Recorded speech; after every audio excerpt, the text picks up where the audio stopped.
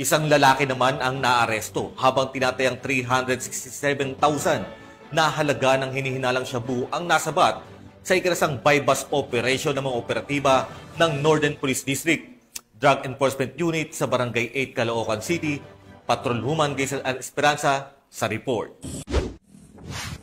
Isang bypass operation ang matagumpay na isinagawa ng mga operatiba ng Northern Police District Drug Enforcement Unit na nagresulta sa pagkakaresto ng isang hinihinalang tulak ng iligal na droga sa Barangay 8, Caloocan City.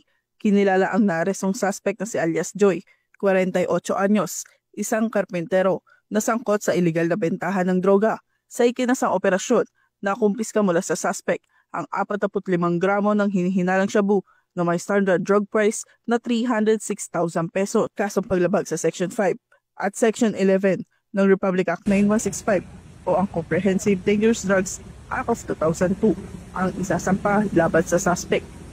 Mula rito sa Northern Police District, ako po ang inyong PNN correspondent, Patrolwoman Glacelan Esperanza, alagad ng batas, tagataguyod ng Balitang Pulis.